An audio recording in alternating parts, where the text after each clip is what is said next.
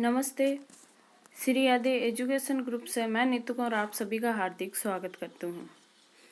हम कक्षा 10 की सामाजिक विज्ञान की पाठ्य पुस्तक पढ़ रहे थे, जिसमें हमने इतिहास के तहत इससे अगले वीडियो में हमने 1857 का स्वतंत्रता संग्राम के बारे में पढ़ा था और इनके क्या कारण थे, इस क्रांति के क्या परिणाम हुए, इन सब के बारे में हमने पढ़ लिया था। और जो जनजातीय आंदोलन होते हैं, सन्यासी विद्रोह आता है, कोल विद्रोह आता है, रमोसी विद्रोह आता है, इन सब के बारे में हमने पढ़ा था। और जो महाराष्ट्र में क्रांतिकारी आंदोलन होते हैं, चापेकर बंधुओं के द्वारा जो रैंड की हत्या की जाती है और श्यामजी कृष्ण वर्मा ने लंदन में इंडिया हाउस की स्थापना की थी, उसके बारे में हमने पढ़ा था। विनायक दामोदर सावरकर के बारे में हमने पढ़ लिया था कल। और आज हम यहाँ से शुरू करते हैं। बंगाल में जो क्रांतिकारी आंदोलन होते हैं उससे हम शुरू करते हैं। उसके बाद जो किसान आंदोलन होते हैं उन सभी के बारे में हम पढ़ेंगे, जैसे चंपारण किसान आंदोलन है, खेड़ा किसान आंदोलन है। उसके बाद जो कांग्रेस की स्थापना होती है, इंडियन नेशनल कांग्रेस की, उसके बारे में पढ़ेंगे। और जो जलियांवाला बाग हत्याकांड आता है, असहयोग आंदोलन आते हैं, खिलाफत आंदोलन आते हैं, इन सब के बारे में हम पढ़ेंगे। रोलेक्ट एक्ट के बारे में पढ़ेंगे। और गांधी जी के जो आंदोलन आते हैं उनके बारे में पढ़ेंगे। साइमन कमीशन है, सविनय अवज्ञा आंदोलन है, व्यक्तिगत जो सत्याग्रह था गांधी जी के द्वारा, इसके बारे में पढ़ेंगे। उसके बाद जो भारत छोड़ो आंदोलन आता है, इन सब के बारे में हम पढ़ने वाले हैं। तो चलिए आज हम शुरू करते हैं।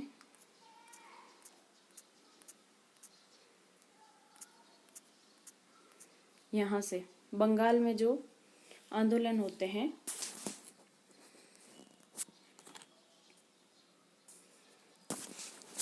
देखिए बंगाल का विभाजन हो जाता है जैसे 1905 में। 1905 में बंगाल का सांप्रदायिक विभाजन कर दिया जाता है अंग्रेजों के द्वारा। अंग्रेज फूट डालकर राज करना चाहते थे, तो इसीलिए इन्होंने बंगाल का विभाजन कर दिया था। तो बंगाल में क्रांतिकारी आंदोलन का सूत्रपात किसने किया था? श्री वीपी मिश्रा ने। एक क्रांतिकारी संगठन आता है अनुशीलन समिति। इस अनुशीलन समिति का गठन किया था किसने? श्री वीपी मिश्रा ने।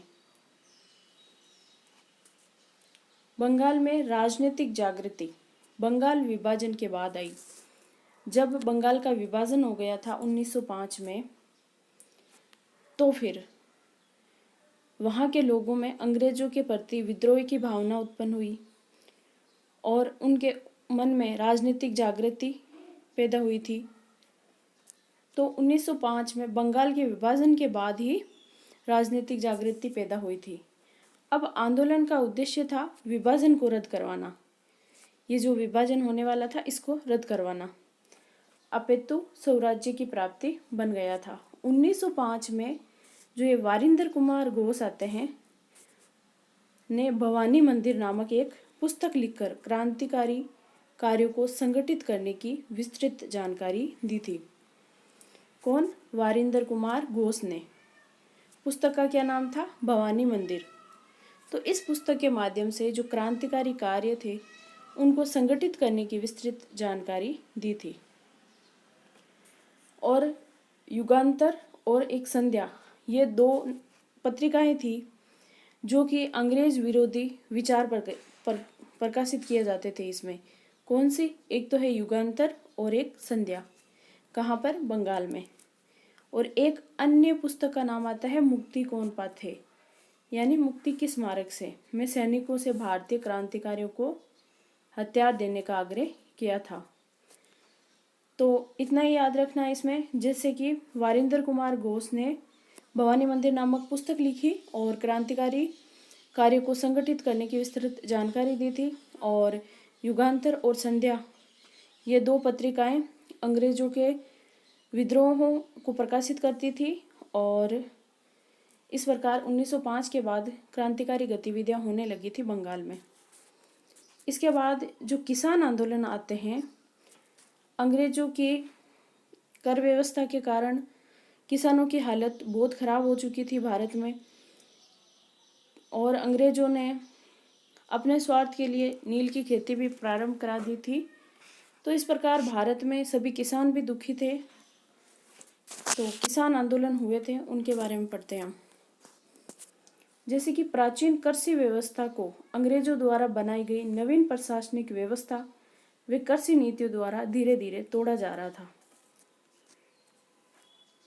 नई कृषि नीतियां आ रही थी। अंग्रेजों ने अपने स्वार्थ के लिए जो परंपरागत कृषि व्यवस्था थी उसको बंद करने पर तुले हुए थे अंग्रेज। अंग्रेजों की इस नई व्यवस्था ने नए प्रकार के भूमिपति उत्पन्न कर दिए, जिससे ग्रामीण भारत में एक नया समाज उभर कर आया। सरकारी कर अत्याधिकता तथा जमींदारों द्वारा कर का अत्यधिक भाग लेने के कारण किसान साहूकारों तथा व्यापारियों के चुंगल में फंसते गए थे। अब जो सरकार और जो जमींदार वर्ग था वो किसानों से अत्यधिक कर लेता था, क्योंकि उनके ऊपर भी दबाव बनाते थे अंग्रेज कि जमींदारों के ऊपर भी। तो इसीलिए वो भी मजबूर थे किसानों से कर लेने के लिए। तो उस टाइम बहुत प्रकार के कर लिए जाते थे। जैसे कि राजस्थान में आता है बिचौलिया किसान आंदोलन। तो उस टाइम 84 प्रकार के कर लिए जाते थे किसानों से। छोटी छोटी बातों पर कर लिया जाता था। तो इस प्रकार किसानों की हालत बहुत खराब हो चुकी थी। अंग्रेजों द्वारा बनाए गए नए भूमिपति वर्ग, परजीवी, बिचौलियों, लोभी वे भ्रष्ट साहूकारों ने मिलकर किसानों को अधिकाधिक गरीब बना दिया था। 19वीं शताब्दी तक किसान इस स्थिति में आ गए कि वे अंग्रेजी शासन, स्थानीय शोषणकारियों तथा पूंजीपतियों से निपटकर सामंतशाही बंधनों को तोड़ना अथवा ढीला करना चाहते थे। अब जो किसान आंदोलन होते हैं भारत में, उनके कारण क्या थे, किस वजह से किसान आंदोलन हुए थे भारत में? तो उसमें आता है जो अंग्रेज सरकार की प्रशासनिक भूकर नीतियां थी, उनके कारण किसान आंदोलन होते हैं। और उस समय बार बार लंबे समय के लिए अकाल भी पड़ते थे। तो इस वजह से एक तो खेती नहीं होती थी और ऊपर से जो कर लिया जाता था, इन दोनों से किसान बहुत दुखी थे। तो इस अकाल के कारण भी जो किसान आंदोलन हुए थे, किसानों से जमींदारों, सामंतों द्वारा अत्यधिक कर वसूलना, बहुत ज़्यादा कर वसूल किया जाता था। जितना वो मेहनत करते थे, जैसे मान लो 80% तो उनको कर के रूप में ही देना पड़ता था, बचता क्या था 20%। उससे क्या होता है, किसान इतनी मेहनत करता है लेकिन फिर भी सब कुछ उनको जमींदारों को और अंग्रेजों को देना पड़ता था। व्यापारियों, साहूकारों द्वारा चंगुल में फंसाकर झूठे दस्तावेज तैयार करना। ये जो व्यापारी लोग थे और जो साहूकार लोग थे, ये किसानों से दस्तावेज तैयार करवा के उनको फंसा देते थे, फिर उनको कर देने के लिए मजबूर करते थे। तो इन वजह से किसान बुरी तरह से तंग आ चुके थे। तो इसीलिए किसान आंदोलन हुए थे। अब जो प्रमुख किसान आंदोलन है वो कौन कौन से हैं? तो पहला आता है बंगाल में नील उगाने वालों किसानों का विद्रोह। बंगाल के क्षेत्र में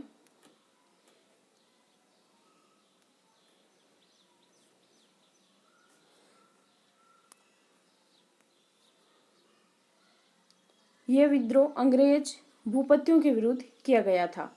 इस विद्रोह में किसानों का साथ जमींदारों, साहूकारों, धनी किसानों व सभी ग्रामीण वर्ग ने दिया था। ये जो विद्रोह हुआ था, तो इस विद्रोह में जमींदारों ने भी किसानों को साथ दिया था, साहूकारों ने भी दिया था और जो धनी किसान थे उन्होंने भी दिया था। 19वीं शताब्दी में कुछ कंपनी के अवकाश प्राप्त यूरोपीय अधिकारियों ने बंगाल तथा बिहार के जमींदारों से भूमि प्राप्त कर नील की खेती करना आरंभ कर दिया था।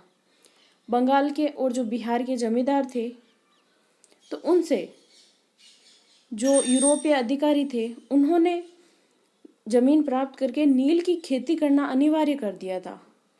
तो अगर उस पे हम नील की खेती करते हैं तो वहाँ पर जो हम अनाज बोना चाहते हैं फिर वो नहीं हो पाती थी, तो इसीलिए खेती भी बर्बाद हो रही थी। लेकिन फिर भी अंग्रेज अपने स्वार्थ के लिए नील की खेती करवा रहे थे। उन्होंने किसानों से ऐसी शर्तों पर नील की खेती करने को बाध्य किया जो किसानों के लिए लाभकारी नहीं थी। अप्रैल 1860 ईस्वी में बारासात उप विभाग तथा पावना और नादिया जिलों के समस्त किसानों ने हड़ताल कर दी थी और नील बोने से इनकार कर दिया था। यह हड़ताल बंगाल के अनेक क्षेत्रों में फैल गई। सरकार को व्यापक असंतोष से बचने के लिए 1860 ईस्वी में एक नील आयोग नियुक्त करना पड़ा था।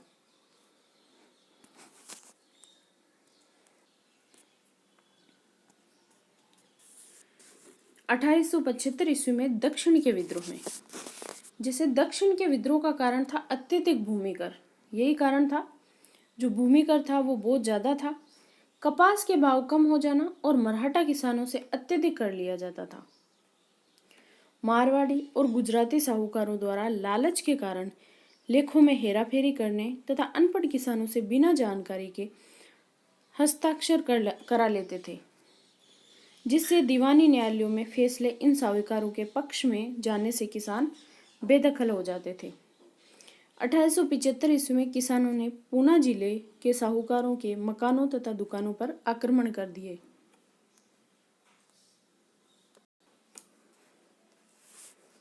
और जिन लेख पत्रों पर साहूकारों ने किसानों के हस्ताक्षर करा रखे थे उन्हें जला दिया था। और बाद में ये विद्रोह अहमदनगर तक फैल गया तथा पुलिस और सेना बुलाकर के ये विद्रोह दबाया गया था। इस प्रकार बहुत सारे विद्रोह हुए थे, जैसे चंपारण किसान आंदोलन आता है। तो उत्तर बिहार के चंपारण जिले में यूरोपियन नील के उत्पादक बिहारी किसानों पर अत्याचार करते थे। जो ये चंपारण में किसान विद्रोह हुआ था, तो यहाँ पर 3 काठिया पद्धति आती है जिसमें नील की खेती बोई जाती थी। तो यहाँ पर गांधी जी ने सत्याग्रह शुरू किया था। इसका विरोध करने के लिए गांधी जी ने, और बुलाया किसने था गांधी जी को, राजकुमार ने गांधी जी को यहाँ पर बुलाया था चंपारण में, और इनका साथ दिया था राजेंद्र प्रसाद ने। किसानों को अहिंसात्मक आंदोलन करने के लिए कहा, लेकिन बाद में जून 1917 में एक जांच समिति बनाई जिसकी रिपोर्ट पर चंपारण कृषि अधिनियम पारित किया गया और जिसके द्वारा नील किसानों से जबरदस्ती नील की खेती कराना बंद कर दिया गया था। तो ये गांधी जी के प्रयासों से ही नील की खेती करना बंद हुआ था चंपारण में। इसके बाद जो आता है वो आता है खेड़ा किसान आंदोलन। खेड़ा किसान आंदोलन ये बम्बई सरकार के विरुद्ध था। किसके विरुद्ध था? बम्बई सरकार के। 1818 ईस्वी की बसंत ऋतु में फसलें तो नष्ट हो गई थी, लेकिन फिर भी जो बम्बई सरकार थी वो भूमि कर की मांग कर रही थी। और जबकि भूमि कर नियमों में ये स्पष्ट था कि फसल साधारण से 25% कम हो तो भूमि कर से पूर्णतः छूट मिलेगी। यानी अगर 25% से भी फसल कम होती है तो भूमि कर नहीं लिया जाएगा। लेकिन फिर भी बम्बई सरकार भूमि कर की मांग कर रही थी और छूट देने को तैयार नहीं थी। तो फिर गांधी जी ने कृषकों को संगठित करके सत्याग्रह शुरू किया और अंत में सरकार को गांधी जी की बात स्वीकार करनी पड़ी थी। तो ये जो खेड़ा किसान आंदोलन आता है इसमें भी गांधी जी की सहायता से किसानों को राहत मिली थी। तो ये भी सरकार के विरुद्ध था और जो चंपारण आंदोलन था वो भी सरकार के विरुद्ध था।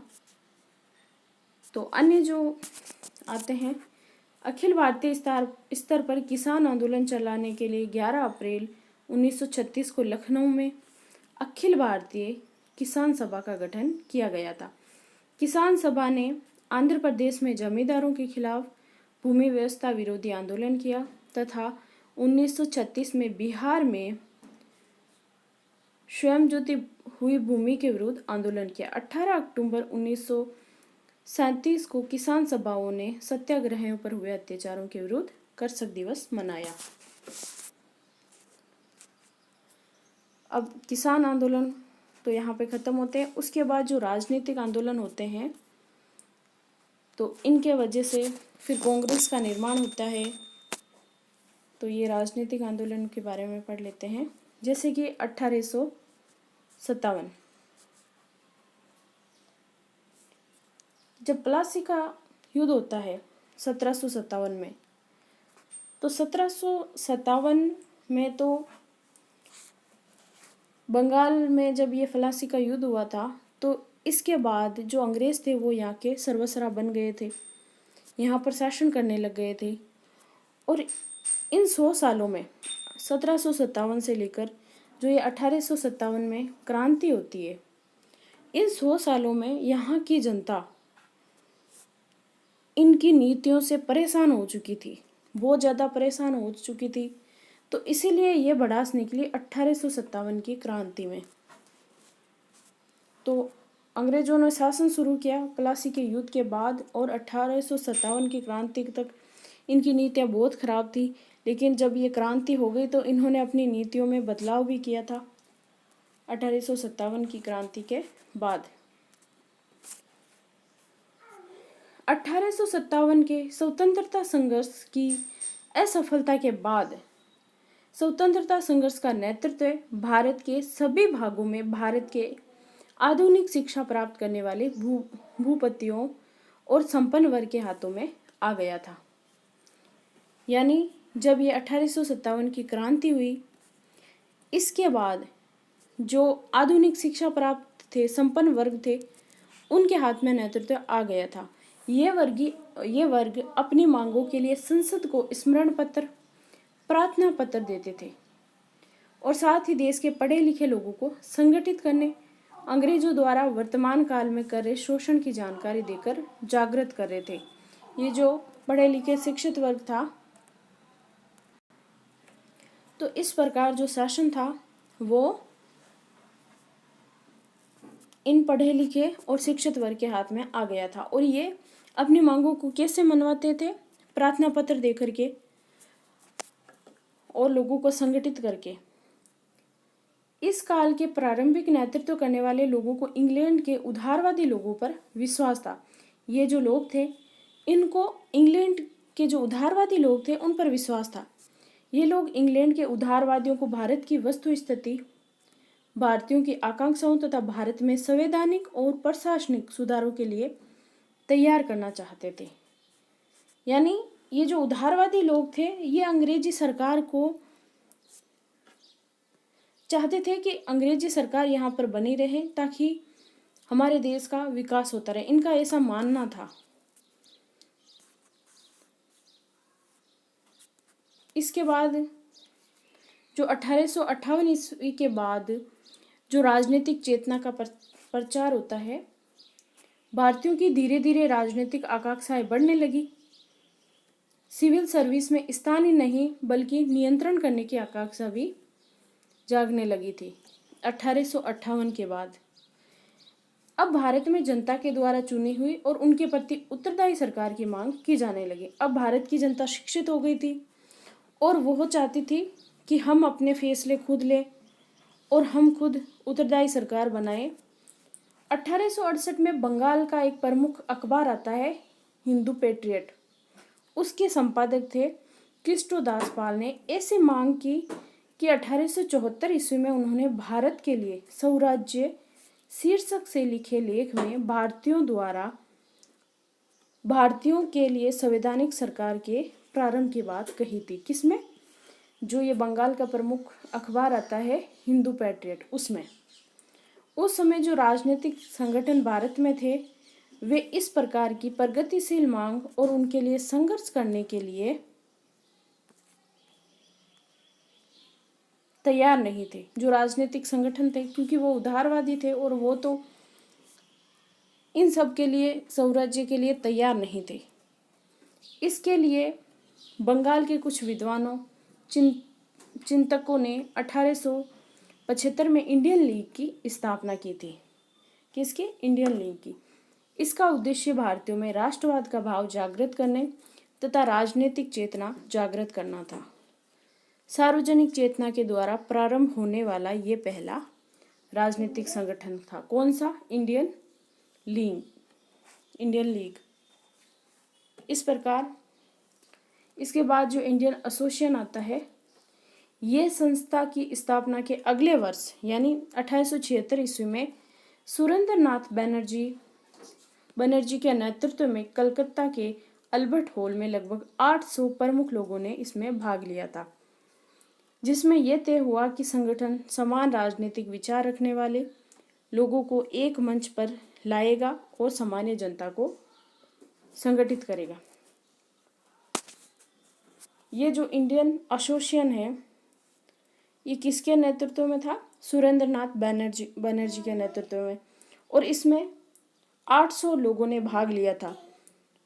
और ये संगठन जो था, ये राजनीतिक विचार रखने वाले लोगों का एक मंच था, यानी इसमें सामान्य जनता को संगठित करेगा इस मंच के माध्यम से।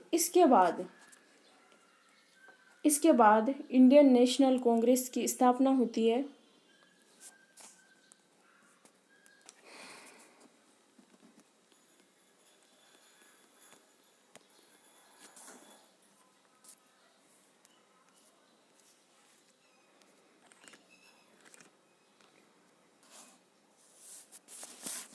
देखिए, जो इंडियन नेशनल कांग्रेस है, कांग्रेस की स्थापना कब की गई थी? 28 दिसंबर 1885 में। किसके द्वारा? A.O. ह्यूम के द्वारा, यानी एलन ऑक्टेवियन ह्यूम के द्वारा कांग्रेस की स्थापना की गई थी। ये जो A.O. ह्यूम थे, ये ICS अधिकारी थे, अवकाश प्राप्त ICS अधिकारी थे, और वे कांग्रेस का महासचिव बन गया था। और इसी को, ह्यूम को ही कांग्रेस का जनक भी माना जाता है, यानी पिता माना जाता है। जो कांग्रेस के अधिवेशन होने वाले थे, तो वो पूना में किया जाना निश्चित था। जो पहला कांग्रेस का अधिवेशन था, वो पूना में किया जाना निश्चित था, किंतु पूना में क्या हुआ था कि हैजा जो था वो फैल गया था। तो इस कारण से पहला अधिवेशन बम्बई में आयोजित किया गया था। कांग्रेस का जो पहला अधिवेशन था वो फिर बम्बई में आयोजित किया गया था। कांग्रेस के पहले अधिवेशन में 72 प्रतिनिधियों ने भाग लिया था। कितने? 72 प्रतिनिधियों ने। और कांग्रेस का जो पहला अध्यक्ष था वो थे व्योमचंद्र बनर्जी। उनको कांग्रेस के प्रथम अध्यक्ष बनाया गया था, यानी WC बनर्जी उनको। तो कांग्रेस के पहले 4 अध्यक्ष कौन कौन से थे? जैसे कि जो पहला अधिवेशन हुआ था बम्बई में 1885 में हुआ, तो उसमें व्योमेश चंद्र बनर्जी थे, जो अधिवेशन बम्बई में हुआ। दूसरा जो था वो था अध्यक्ष, वो थे दादा भाई नौरोजी। और ये जो दूसरा अधिवेशन हुआ था वो हुआ था कलकत्ता में, ये हुआ था 1886 में। और जो तीसरे अधिवेशन के अध्यक्ष थे वो थे बदरुद्दीन तैयब जी। कौन थे? बदरुद्दीन तैयब जी। और ये अधिवेशन हुआ था मद्रास में 1887 में। इसके बाद जो चौथे अधिवेशन हुआ था जॉर्ज यूल, वो अध्यक्ष थे, और यह अधिवेशन इलाहाबाद में हुआ था और 1888 में हुआ था। और जो महात्मा गांधी थे वो केवल एक बार ही 1924 में जो अधिवेशन होता है उसके अधिवेशन के अध्यक्ष बने थे, जो कि बेलगांव में होता है कर्नाटक में 1924 में। और जो कांग्रेस के 5 ऐसे अधिवेशन हुए जिसके अध्यक्ष अंग्रेज थे, जैसे कि एक तो आता है जॉर्ज यूल 1888 में इलाहाबाद में अधिवेशन के अध्यक्ष बने थे। एक आता है विलियम बेडनबर्ग 1989 में बम्बई में अधिवेशन हुआ था। एक आता है अल्फ्रेड वेव, एक आता है हेनरी कॉटन, एक विलियम वेडनवर्ग। तो ये 5 अंग्रेज आते हैं जिन्होंने अधिवेशन की अध्यक्षता की थी। कांग्रेस की जो प्रथम महिला अध्यक्ष थी वो थी एनी बेसेंट। कौन थी? प्रथम महिला अध्यक्ष तो एनी बेसेंट को माना जाता है, जो कि 1917 में कलकत्ता के अधिवेशन की अध्यक्ष बनी थी। कौन? Annie Besant. और अगर कांग्रेस की प्रथम भारतीय महिला अध्यक्ष पूछे तो वो आती है सरोजनी नायडू। इन्होंने 1925 में कानपुर के अधिवेशन में अध्यक्षता की थी। तो प्रथम महिला अध्यक्ष पूछे तो आती है मिसेज एनी बेसेंट, और अगर भारतीय महिला अध्यक्ष पूछे तो वो आती है सरोजनी नायडू। कांग्रेस के द्वारा जो अपना संविधान है वो 1908 में मद्रास अधिवेशन में स्वीकार किया गया था। जो कांग्रेस का संविधान है अपना वो 1908 में मद्रास अधिवेशन में स्वीकार किया गया था, जिसके अध्यक्ष थे रास बिहारी घोष। और कांग्रेस द्वारा अपने संविधान में जो संशोधन है वो 1920 में नागपुर अधिवेशन में किया गया था, और जिसके अध्यक्ष थे विजय राघवाचार्य। 1938 में सुभाष चंद्र बोस की अध्यक्षता में कांग्रेस का जो वार्षिक अधिवेशन हुआ था हरिपुरा गुजरात में, तो इसमें एक प्रस्ताव पारित करके देशी रियासतों को भी भारत का अभिन्न अंग माना गया था।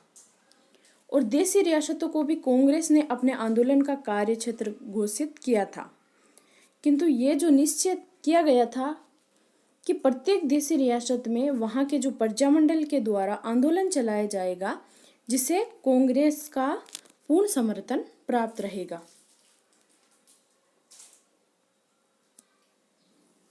इस प्रकार कांग्रेस का 1939 में जो वार्षिक अधिवेशन होता है त्रिपुरी एमपी में, तो उसमें सुभाष चंद्र बोस महात्मा गांधी के उम्मीदवार जो पटाभी सीतारामैया थे उनको पराजित करके अध्यक्ष बन गए थे। कौन? सुभाष चंद्र बोस। कब? 1939 में।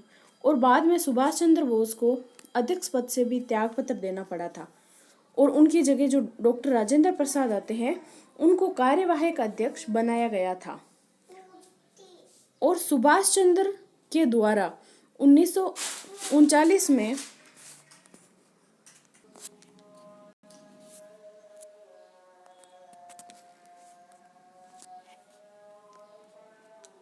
इस प्रकार सुभाष चंद्र बोस के द्वारा 1939 में एक फॉरवर्ड ब्लॉक के नाम से भी एक पार्टी का गठन किया गया था। और जब भारत स्वतंत्र हुआ था तो भारत की स्वतंत्रता के समय आचार्य जेबी जो कृपलानी थे वो कांग्रेस के अध्यक्ष थे। कौन? आचार्य जेबी कृपलानी। कांग्रेस की स्थापना के समय जो लॉर्ड डैफरिन थे वो भारत का गवर्नर जनरल था, और वो भारत मंत्री के पद पर नियुक्त हुआ था।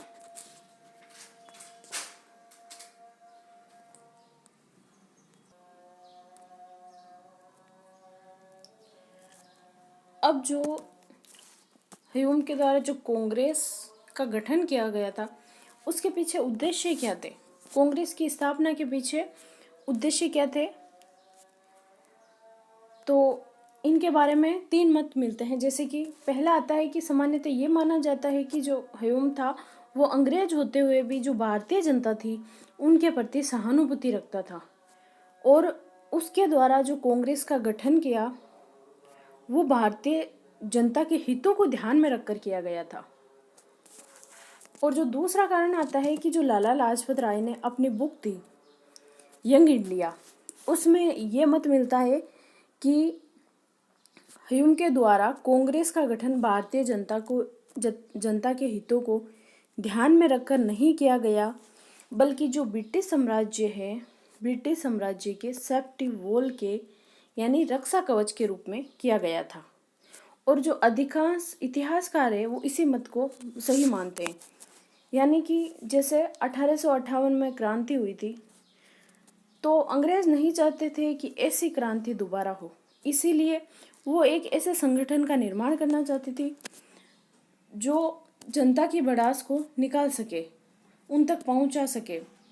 जैसे कि प्रेशर कुकर होता है, तो अगर उसमें सीटी नहीं बजती है तो वो फट जाता है, तो उसी प्रकार ये कांग्रेस जो है ये सीटी की तरह कार्य करेगी।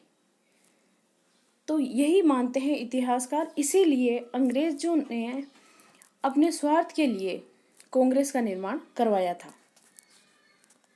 इसके बाद जो अगला मत आता है वो आता है जो व्योमेश चंद्र बनर्जी का। तो ये मानना था कि जो ह्यूम थे वो प्रारंभ में कांग्रेस का गठन एक सामाजिक संगठन के रूप में करना चाहता था, परंतु जब वे अपनी इस योजना पर विचार करने के लिए भारत के जो तत्कालीन गवर्नर जनरल आते हैं लॉर्ड डेफरिन, उनसे मिला, तब लॉर्ड डेफरिन ने उन्हें यह सलाह दी कि भारत में इंग्लैंड की तरह कोई विरोधी दल नहीं है, अतः वे कांग्रेस का गठन एक राजनीतिक दल के रूप में करें और जो विरोधी दल के रूप में कार्य कर सके।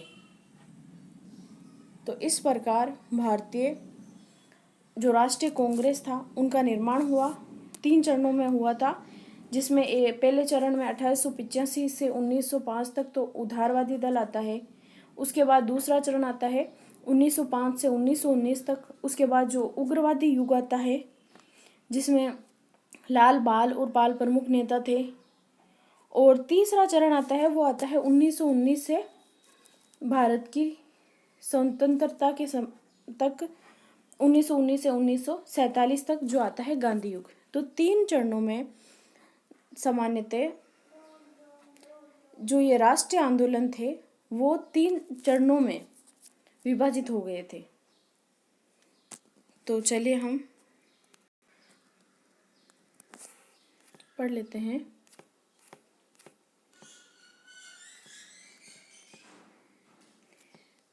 ये देखिए, इंडियन नेशनल कांग्रेस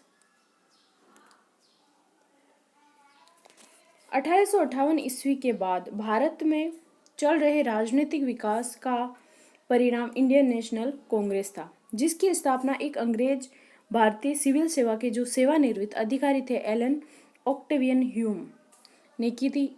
इसकी स्थापना के पीछे ब्रिटिश सरकार की सोच थी कि वे एक ऐसा संगठन बनाए जाए जिससे भारतीयों के मन में क्या है इसकी जानकारी ब्रिटिश सरकार को मिलती रहे। इसके सम्मेलनों में राजनीतिक नेताओं के मन की भड़ास निकल जाएगी तथा उन्हें